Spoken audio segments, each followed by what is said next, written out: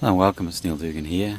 This is day 9 of the great 30-day depression challenge, and it's wonderful to be here with you. It's a lovely hot sunny day here in Perth in West Australia, and I thought today what I'd do is I'd actually begin by examining these 4 stages of the cycle. So just to refresh your memory, we had this process where you might start off feeling quite happy, and you might be asleep or awake during that happiness phase.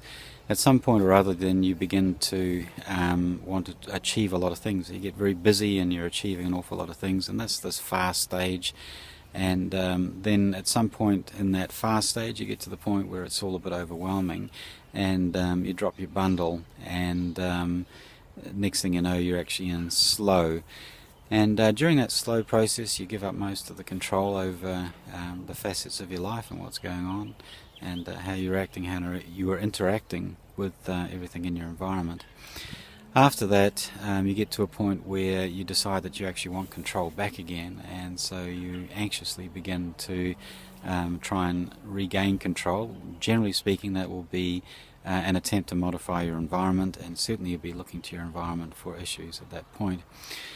Once you've got your environment sufficiently under control again, then without any question you'll have an opportunity, for however long that may last, to go back into a time of happiness. So this is the 4-stage cycle.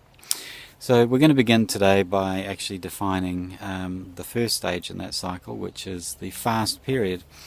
Now, if we have a look at a medical dictionary and you talk to a psychiatrist or a doctor for that matter, and you say, and people start using the term mania or manic, then it's a very limited type of definition about what we're talking about. And certainly people who are manic, in other words, that they have 7 days or more, or perhaps a hospitalization for being just overly active, overly busy in themselves, being either very aggressive or very irritable, or indeed very, very happy. So, like, in other words, being absolutely jubilant, and nothing can stop you.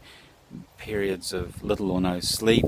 So there's all kinds of defining things that actually go in there around, what might make you clinically manic.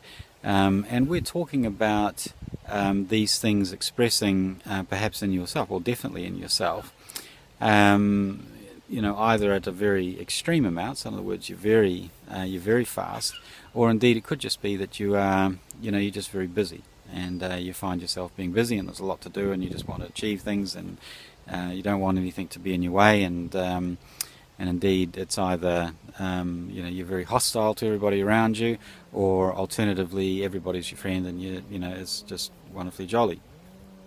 So during this fast period, you begin to consume tremendously.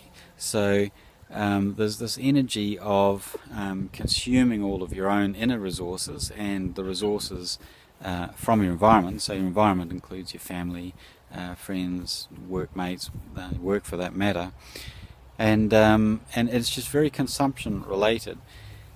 One of the tremendous downsides of having such a consumption related way of approaching things is that you become very disconnected from your environment. So there's a real tendency in this phase to become extremely disconnected, both from your real self, so like disconnected from yourself, but in addition to that you become disconnected from the people in your environment, whether it be workmates or perhaps your husband or wife, or children for that matter as well, because you're just so jolly busy and you're just consuming everything, and everybody else drifts out into the background, so that their needs become very dim in your mind. So you get to the point where you're not really hearing the needs of everybody else around you, and for that matter you're not really hearing your own needs either.